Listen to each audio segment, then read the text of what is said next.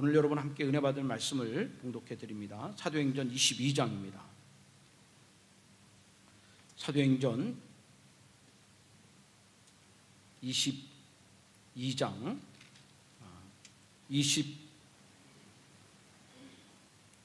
21절까지요. 21절까지. 저는 여러분들에게 15절까지만 봉독해 드리도록 하겠습니다. 사도행전 22장 5절부터 봉독해 드립니다. 이에 대제사장과 모든 장로들이 내 증인이라. 또 내가 그들에게서 다메섹 형제들에게 가는 공문을 받아 가지고 거기에 있는 자들도 결박하여 예루살렘으로 끌어다가 형벌 받게 하려고 가더니, 가는 중 다메섹에 가까이 갔을 때 오정쯤 되어 호련히 하늘로부터 큰 빛이 나를 둘러 비치매 내가 땅에 엎드려져 들으니 소리 있어 이르되 사울아 사울아 내가 왜 나를 박해하느냐 하시거늘 내가 대답하되 주님 누구시니까 하니 이르시되 나는 내가 박해하는 나사렛 예수라 하시더라. 나와 함께 있는 사람들이 빛은 보면서도 나에게 말씀하시는 이의 소리는 듣지 못하더라. 내가 이르되 주님 무엇을 하리이까? 주께서 이르시되 일어나 다메섹으로 들어가라. 내가 해야 할 모든 것을 거기서 두가 이르리라 하시거늘 나는 그 빛의 광채로 말미암아 볼 수 없게 되었으므로 나와 함께 있는 사람들의 손에 끌려 다메섹에 들어갔노라. 율법을 따라 경건한 사람으로 거기 사는 모든 유대인들에게 칭찬을 듣는 아나니아라 하는 이가 내게 와 곁에 서서 말하되 형제 사울아 다시 보라 하거늘 즉시 그를 쳐다보았노라. 그가 또 이르되 우리 조상들의 하나님이 너를 택하여 너로 하여금 자기 뜻을 알게 하시며 그 의인을 보게 하시며 그 입에서 나오는 음성을 듣게 하셨으니 내가 그를 위하여 모든 사람 앞에서 내가 보고 들은 것에 증인이 되리라. 아멘. 15절까지. 여러분 15절 말씀을 같이 한번 읽어보겠습니다. 15절입니다. 시작. 내가 그를 위하여 모든 사람 앞에서 내가 보고 들은 것에 증인이 되리라. 아멘. 고맙습니다. 우리 주일 아침이면서 오늘은 설날 명절 아침입니다.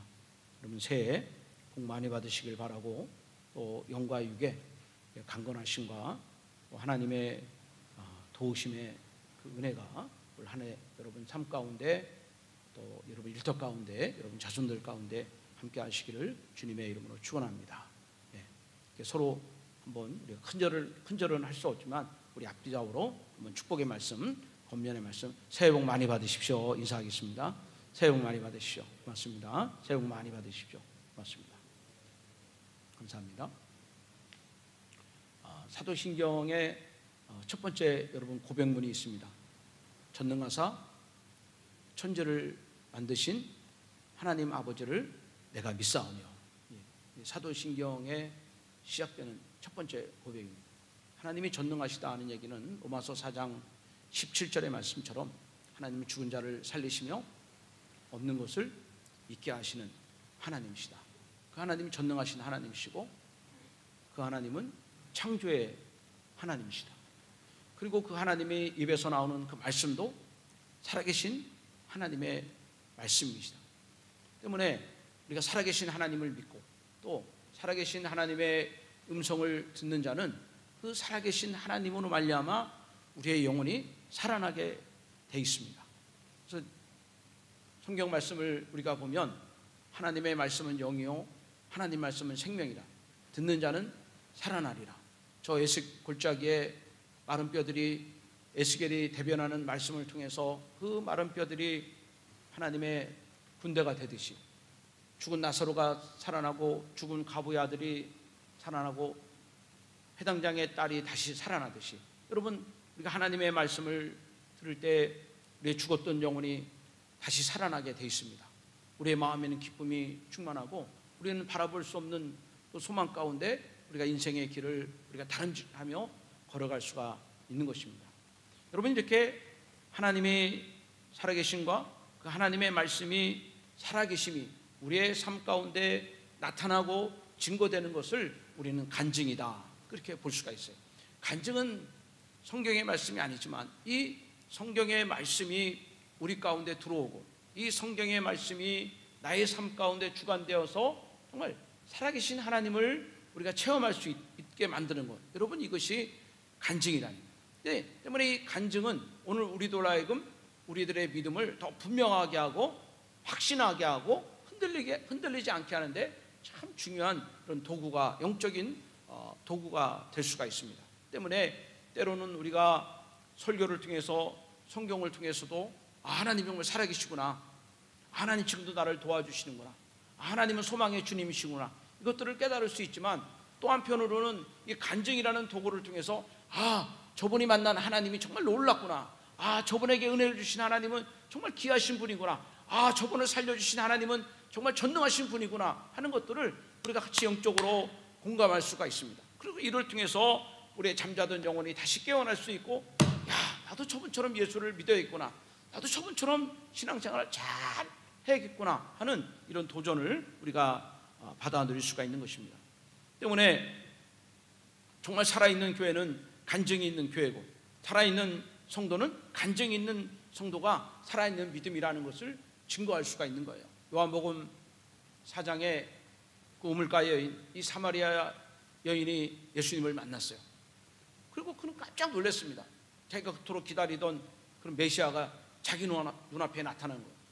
그리고 그 주님을 만난 다음에 이 여인은 물동이를 버려두고 마을로 내려가서 자기를 그렇게 대적하고 멸시하고 함부로하던 그런 사람들에게 내가 주님을 만났다, 나는 오늘 예수 그리스도를 만났다, 그렇게 다 한데 증거하며 증언하는 그런 여인의 모습을 우리가 보게 됩니다. 요한복음 11장에 죽은 나사로가 다시 살아났습니다. 그런데 나사로는 그 기쁨을 자기 안에 감추는 것이 아니라 사람들에게 두루다니면서 예수 그리스도께서 죽은 나를 다시 살리셨다, 그분은 생명의 주님이시고 하나님의 아들이심을 그렇게 간증을 하는 것입니다. 누가복음 19장에 삭개오가 예수님을 만났습니다. 그는 완전히 변화가 됐어요. 그는 제물로 변화되었습니다. 인생의 목표가 변화되었어요. 그는 이웃들의 관계가 변화가 되었습니다. 사람들에게 두루다니며 자기가 만난 예수님, 자기를 변화시킨 예수님, 그 주님을 증언함으로 말미암아 그 여리고에 살고 있는 많은 사람들이 삭개오로 말미암아 예수를 믿게 되었고, 또 베다니 나사로 한 사람으로 말미암아 사람들이 예수를 가까이 할 수가 있었고, 또 우물가의 여인으로 말미암아 예수를 영접하는 이런 아름답고 복된 이런 전도의 열매가 나타날 수가 있게 되는 것입니다. 때문에 간증은 하나님의 말씀을 듣고, 간증은 살아계신 하나님을 만난 사람들의 삶이 변화되는 놀라운 이야기가 바로 이 간증의 중요한 그런 도구가 될 수가 있습니다. 오늘 우리가 읽은 이 말씀의 이 본문에 보면 바로 사도 바울의 간증이 소개가 되고 있어요. 여러분, 우리가 알고 있는 이 사울은 세상적으로 자랑할 것이 참 많이 있는 사람입니다. 그는 유대인이죠. 난지 8일 만에 할례를 받았죠. 그는 다른 사람들이 부러워하는 로마의 시민권을 얻었죠. 그는 그 석학 가마리알 밑에서 배운 그런 석학이죠. 바리새인 중에 바리새인이고 율법에는 흠이 없는 그런 열심히 있는 그런 자였습니다. 세상적으로는 드러날 것이 많고 자랑할 것이 많고 다른 사람과 견주어서 결코 뒤처지지 않는 사람이 바로 사울이었어요. 근데 다메섹에서 예수 그리스도를 만난 다음에는 자기가 갖고 있는 모든 것들이 너무나 부끄럽고, 그리고 이 모든 것들을 다 배설물처럼 여기고 자기는 예수 그리스도를 아는 지식이 가장 고상함을 그는 증거를 하고 있습니다. 어떻게 이렇게 사울이 바울이 될 수 있을까요? 어떻게 교회를 핍박하던 자가 오히려 교회를 세우는 자가 됐습니까? 어떻게 예수 믿는 사람을 잡아가두는 자가 어떻게 당신이 예수 그리스도를 전하는 자가 될 수가 있었습니까? 그 바로 다메섹의 만남이 있었기 때문에 그렇습니다. 오늘 우리가 이 사도행전 22장에 다메섹의 그 간증을 우리가 듣게 되지만, 이뿐만 아니라 사도행전 9장에서 또 사도행전 26장에서 바울은 계속해서 자신이 만난 예수 그리스도를 그렇게 간증을 하고 있습니다. 뿐만 아니라 바울은 본인이 보내는 이방 교회에 또 교회들에게 보내는 모든 서신서에 나는 예수 그리스도를 만났다, 다메섹에서 예수 그리스도께서 내 눈을 뜨게 하셨다. 그분이 나를 사도로 삼으셨다. 그들을 나를 복음 증거자로 삼아 주셨다. 주님은 나의 과거의 죄를 전혀 기억하지 않는다. 이것을 계속해서 증거하고 반복하면서 그 사역을 이루어가고 있는 겁니다.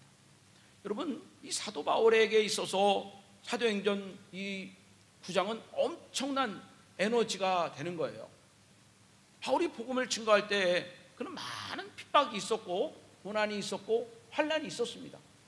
이제 그런 일들을 당하면서 이제 여기서 조금만 둬야 되나? 왜 나만 이렇게 고생을 해야 되나? 앞으로 어떻게 내 인생은 어떻게 돼야 되나?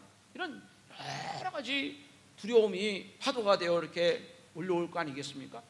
그럼에도 불구하고 사도 바울이 그 역경 가운데 또 일어나고 또 도전하고 또 나갈 수 있는 것은 바로 다메섹의 체험이라는 거예요. 그때 하나님이 나를 만나 주셨지. 저 멸망할 수밖에 죽은 벌레 같은 나를 주님이 용서해 주셨지. 그리고 나를 주님이 사도로 삼아 주셨지.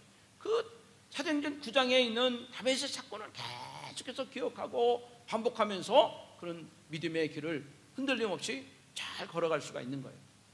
제가 이제 목회를 해보면 그 교회 안에 여러 분들이 이렇게 예배를 드리고 신앙생활을 하는데, 이게 보면 간증이 있는 분과 간증이 없는 분들의 많은 차이점이 있습니다.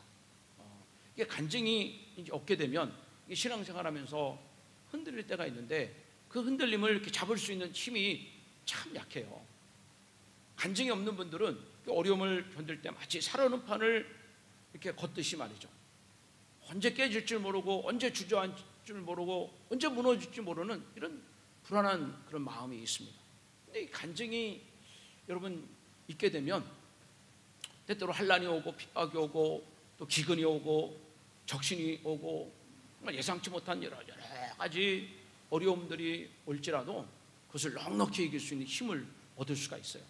그것이 바로 말씀의 힘이고 간증의 힘이 되는 것입니다. 저는 어릴 적부터 이렇게 저희 부모님을 따라서 교회를 다녔지만, 사실은 그렇게 교회를 다녀도 하나님이 살아계신 것을 믿지를 못했어요. 그리고 예수님이 나를 위해서 십자가에 죽었다는 거, 이게 마음에 와닿지가 않는 거예요. 빠지지 않고 예배는 드리고 설교는 들어도 예수님이 나를 사랑한다는 것이 내 마음 가운데 와닿지 않는 거예요. 공감이 안 되는 것입니다. 그래서 예수를 믿고 신앙생활하면서 주변의 사람들, 내 친구들, 선배들 보면 이렇게 신앙이 쭉쭉쭉 자라나고 정말 헌신하고 사명자의 길을 걸어가고 변화되는 모습을 보는데, 나는 늘 제자리에 머물러 있는 그런 내 자신의 안타까움을 보게 되는 거예요. 그래서 제 마음속에 내가 이렇게 예수 믿으면 안 되겠다. 나도 좀 예수를 만나야겠다. 나도 좀 뜨거움을 가져야겠다. 그런 결단을 가지고 제가 어느 해부터인가 열심히 사모하며 기도를 하게 됐습니다.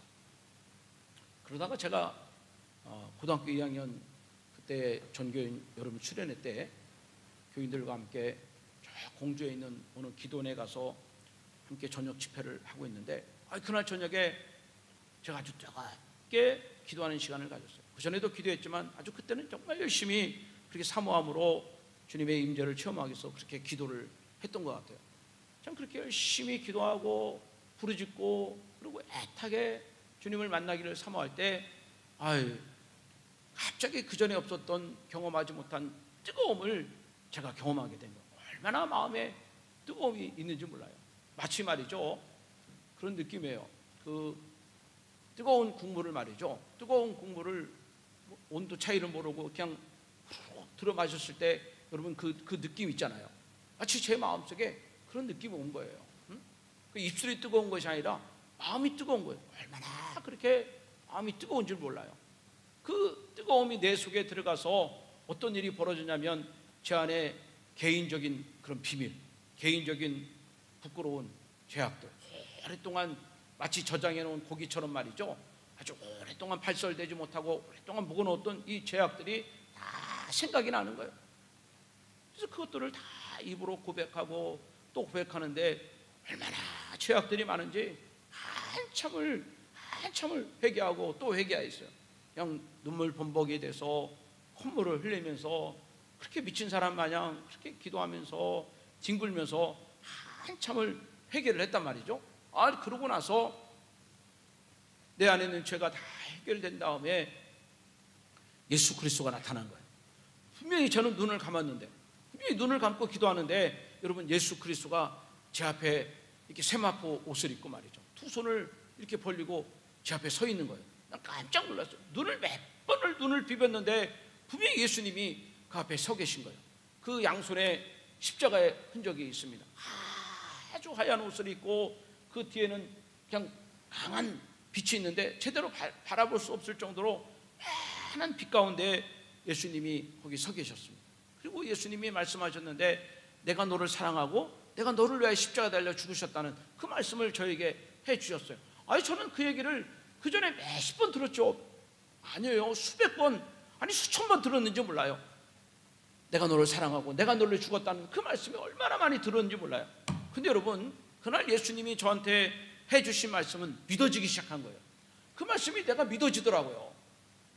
예수님이 나를 위해 죽었다는 게 믿어지기 시작했고, 예수님이 나를 사랑한다는 것이 믿어지기 시작한 거예요. 아, 저는 그것이 은혜다. 아, 이게 은혜구나. 그리고 저는 정말 말할 수 없는 그런 감격 가운데 빠지게 되었어요. 그러고 나서 그렇게 주님을 만나고 밖에 나왔더니 말이죠, 정말 꽃들이 제가 예수님 만난 것을 정말 환영해주고 축하해주는 거예요. 나무가 저렇게 축하해주는 거 같고, 하늘의 별과 달들이 예수님 만난 걸 축하해주는, 뭐 그런 온 천한 만물이 나를 위해서 있는 것 같고 다 나를 축복해주는 그런 깊은 감동 가운데 있었어요. 그리고 친구들을 만나고 교회 성도님을 만날 때 얼마나 내 안에 사랑이 넘치는지 그냥 애어른 가리지 않고 다 끌어안으면서 사랑한다고, 정말 사랑한다고 고백했던 그 시간이 지금도 정말 생생하게 기억이 되고 있어요. 그러니까 저는 그때 그 주님과의 만남으로 인하여 제가 그날 그 이후에 신학을 결단할 수 있었고, 그 만남으로 인하여 제가 목회자의 길을 걸어갈 수 있었고, 그리고 지금도 힘들고 어려울 때 그때 주님 나를 만나 주셨구나. 물론 그 이후에는 그런 강력한 만남이 있지는 않았습니다. 그렇지만 그때 그 사도행전 9장의 다메섹처럼 그 공주 기도원의 그 만남으로 인하여 저의 믿음은 한 번도 흔들림이 없는 거예요. 어려움은 있었지만, 고난은 있었지만, 예수가 나의 구주라는 사실을 한 번도 의심한 적이 없고 그것으로 낙심한 적이 없었단 말이죠. 바로 사도행전 9장의 다메섹의 바울이 그런 믿음을 갖게 된 것입니다. 그러므로 말미암아 바울은 변화되었고, 나의 달려갈 길과 주 예수께 받은 사명, 꼭 하나님의 은혜의 복음을 증거하는 일을 마치려 하면은 나의 생명은 조금 더 귀하게 여기지 아니한, 그 사도 바울의 복음의 핵심은 나를 만나 주신 그 다메섹의 주님, 사도 바울의 복음의 핵심은 나를 용서해 주신 주님이 당신에게도 용서해 줄 것입니다. 당신도 하나님이 쓰실 것입니다. 당신과 하나님이 함께 하실 것입니다라는 이런 분명한 메시지를 우리들에게 증거를 하고 있습니다. 성경을 읽으면서 하나님께서는 사도 바울을 만나 주시고 사도 바울에게 잊지 않는 그런 간증을 허락하신 것처럼 모세에게도 하나님이 그런 간증을 주셨다 하는 것을 성경을 읽으면서 깨닫게 됩니다. 이스라엘 백성들이 출애굽 후에 홍해를 지나고 가나안 땅을 향하여 여행을 하는데, 그때 갑자기 아말렉 군대가 뒤에서 공격을 해오는 거예요. 이거 참 어려운 일을 당했습니다. 그들은 전문 싸움꾼입니다. 싸움의 프로고, 이 이스라엘 백성들은 노예 생활하다 온 사람이에요. 이 싸움의 아마추어입니다. 누구 하나 나가서 싸운 그런 경험이 없는 그런 자들이에요. 이건 100번 싸우면 100번 질 수밖에 없는 그런 참 이게 힘든 그런 전쟁을 맡게 됐습니다. 이렇게 어려운 때에 세상에 모세가 그 여호수아에게 지휘권을 넘겨주고, 그리고 본인은 높은 산 위에 정상에 아론과 홀을 대동하고 그렇게 올라가는 거예요. 참 이게 어떻게 정상적인 지휘자인가, 어떻게 리더가 백성들을 놔두고 그렇게 산 위로 그렇게 등산하러 올라갈 수 있을까? 이해가 되지 않습니다. 근데 여러분, 성경을 보면서 참 감동을 주는 그런 말씀이 있습니다. 그 출애굽기 17장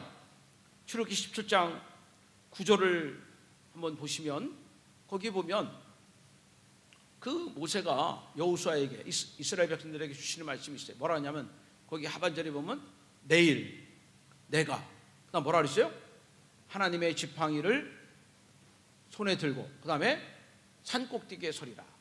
그러니까 여러분, 저걸 가만히 보시면 모세가 산에 올라갈 때 가지고 간 게 있어요. 그게 뭡니까?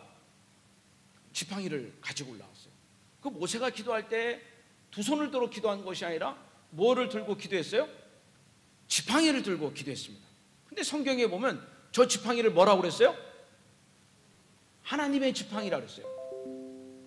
저 지팡이는 여러분 하체가 약한 나이든 그 모세의 다리 역할을 해주는 그런 일반적인 그런 지팡이가 아니라는 거예요. 여러분 저 모세의 지팡이는 하나님의 지팡이입니다. 이 하나님의 지팡이라는 것은 하나님께서는 하나님이 행하실 일들을, 하나님이 계획하시는 일들을, 하나님의 기적을 저 지팡이를 통해서 하나님이 이루셨다는 거예요. 여러분 성경을 보시면 이스라엘 백성들이 출애굽한 다음에 그 앞에 막고 있는 것이 홍해였습니다. 홍해 앞에 이스라엘 백성들은 진퇴양난이에요. 앞으로 갈 수도 없고 다시 또 뒤도 돌아갈 수 없는 참 어려운 가운데 있었는데 하나님께서 모세의 손에 든 그 지팡이를 가지고 바닷물을 내치라고 말씀하세요. 그것을 딱 내치는 순간에 여러분 물이 기적처럼 거짓말처럼 이렇게 양쪽으로 갈라져서 벽이 돼요. 그 사이로 이스라엘 백성들이 물 사이로 그렇게 건너서 홍해를 지나가게 됩니다. 또 이스라엘 백성들이 광야를 지나갈 때 거기 사막에 물 한 방울 없는 곳입니다. 그때 하나님께서 목말라온 이스라엘 백성들 위해서 또 그 지팡이를 가지고 뭐예요? 반석을 내리치라.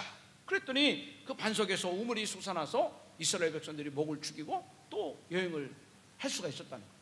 그러니까 여러분 지팡이는 단순한 지팡이가 아닙니다. 저 지팡이를 보면서 야 옛날 하나님이 우리를 도와주셨지. 야 하나님이 저 지팡이를 치니까 하나님이 물이 다 갈라지게 하셨지. 저 지팡이를 치니까 기적처럼 저 반석에서 샘물이 나왔지.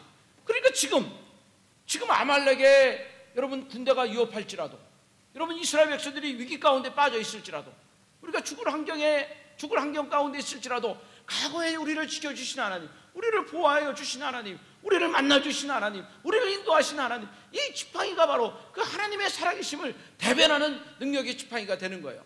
때문에 모세는 그 산 꼭대기에 올라가서도 그 지팡이를 들면서 믿었던 겁니다. 하나님의 기적을 믿은 거예요. 하나님의 역사하심을 믿은 것입니다. 우리는 반드시 이길 거라는 분명한 확신을 그 지팡이를 가지고 서 있었던 것입니다. 그리고 모세는 그 지팡이의 믿음, 하나님의 임재의 믿음을 갖고 정말 두 손 들어 기도할 때 비록 여러분 모세가 힘이 없어 약하고 정말 나이든 그런 근육이 없는 그런 모세였지만 과거의 능력의 하나님, 기적의 하나님을 생각하니까 끝까지 부르짖어 기도할 수가 있는 거예요.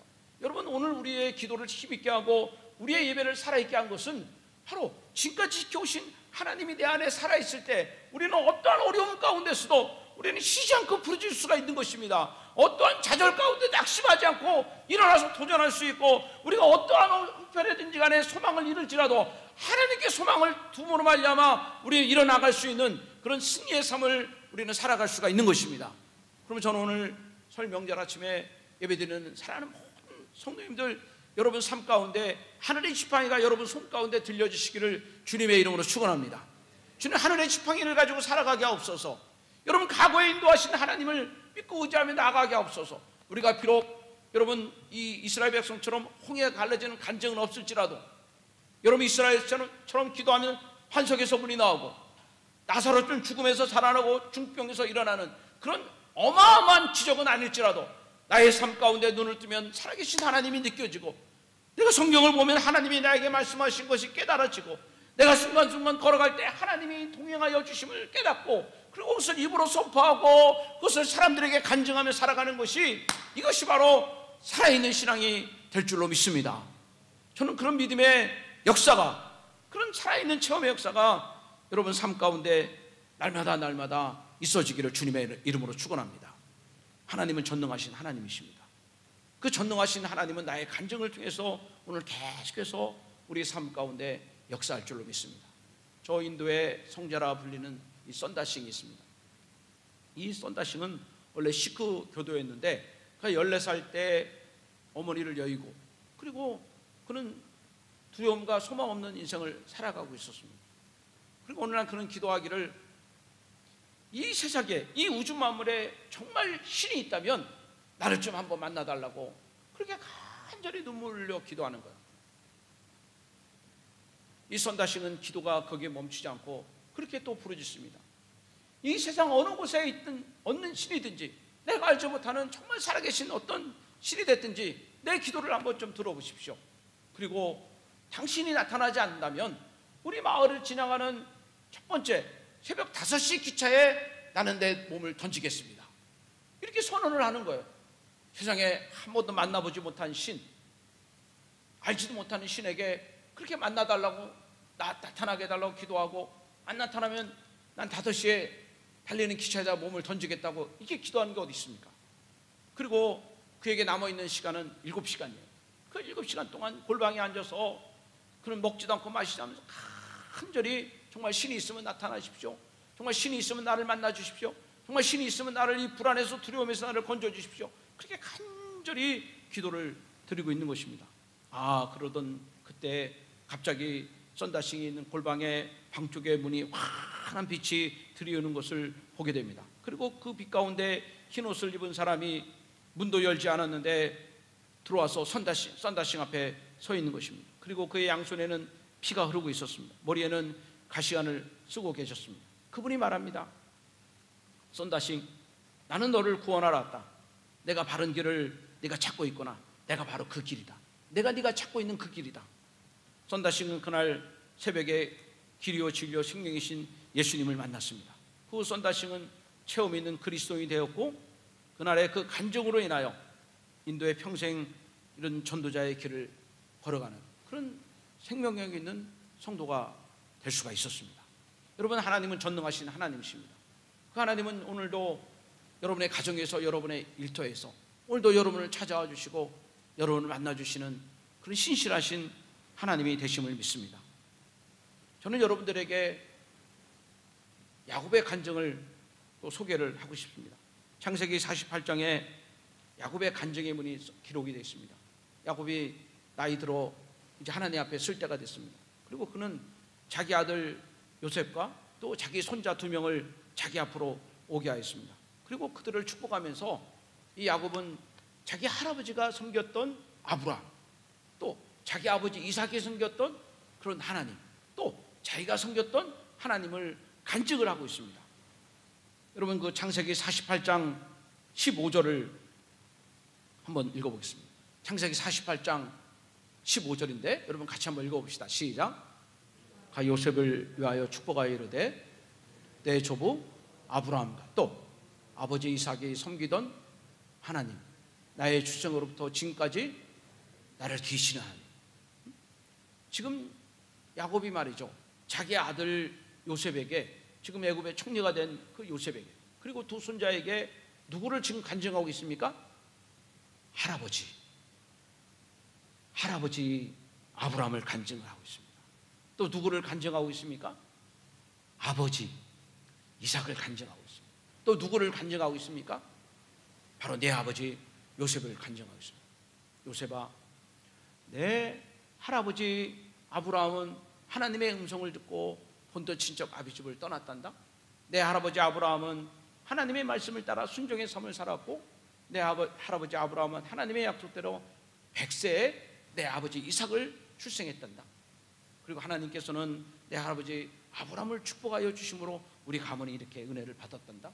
내 아버지 이삭은 가는 곳마다 응원을 받는데 거기서 우리 터져 나왔단다. 내 아버지 이삭을 통하여 하나님의 살아계심을 이방인들에게 들려줬고, 내 아버지 이삭을 통하여 하나님은 큰 영광을 받았단다. 사랑하는 아들 요셉아, 하나님께서 내 아버지 요셉을 지금까지 인도하였단다. 내 아버지 야곱을 하나님이 양육해 주셨단다. 지금 야곱은 고백하기를 하나님이 나를 길러주셨다고 고백을 하고 있습니다. 하나님이 나를 양육해 주셨다고 그렇게 간증하고 있습니다. 그러면서 말하기를 그 요셉에게, 그리고 그 손자에게 말하고 있습니다. 아브라함의 하나님, 이삭의 하나님, 야곱의 하나님이 축복한다. 그 하나님이 요셉, 너의 하나님이 되기를 바란다. 그 하나님이 내 손자들의 하나님이 되기를 바란다. 그렇게 보호하시고 동행하시고 축복하시고 그렇게 형통케 하신 그 하나님의 은혜가 너희들 가문 가운데 일어나기를 바란다.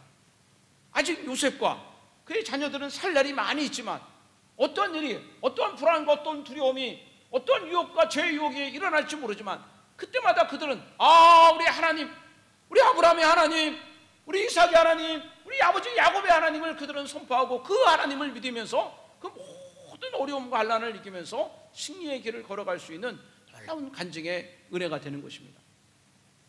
저는 이제 우리 가족들이 명절날 해서 이렇게 모이면 예배를 드리는데 그 예배 때마다 들려주는 성경 말씀은 다 다르고 교훈은 다르지만 매일 빼놓지 않고 증거하는 말씀이 있는데, 저희 아버님 돌아가시기 전에 이제 췌장암으로 몇 년을 투병을 하셨어요. 그리고 그 병 중에 계시면서 그 병 중에 투병 가운데 끝까지 믿음을 지키시고 마지막에는 이제 병원에서 저희 집으로 모시라고 그래서 집에서 이렇게 마지막 임종을 맡게 됐는데, 그 임종하는 순간에 우리 형제들을 다 불러 모으고 그리고 딱 두 마디를 하셨습니다. 첫 번째 말씀은 예수 그리스도를 잘 믿어라.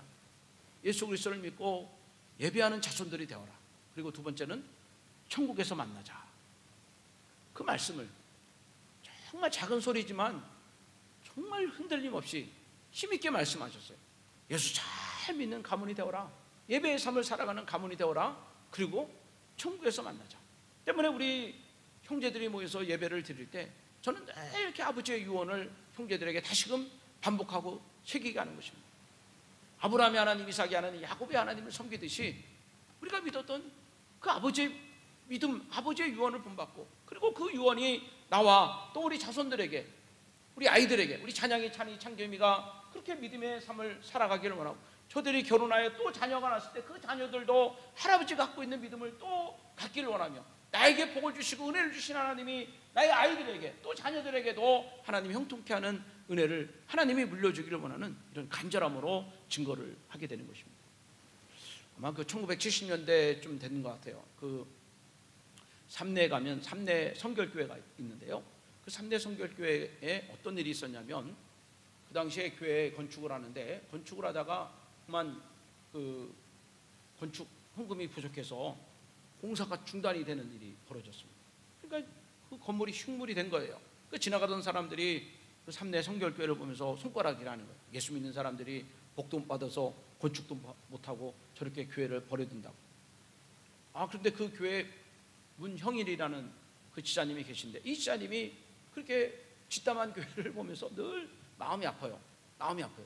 그래서 저 교회가 완공됐으면 좋겠다 하는 늘 기도 제목을 갖고 있는데, 어느 날 그 예수병원에서 기사를 냈는데, 그 기사 내용이 뭐냐면 사람 눈을 이렇게 산다는 거예요. 눈을. 무슨 치료 목적인지 수술 목적인지 눈을 산다는 거예요. 1972년도 이야기입니다. 근데 이 지사님이 그때 무슨 생각을 했냐면, 야, 내 눈을 팔아서 건축원금을 내겠다.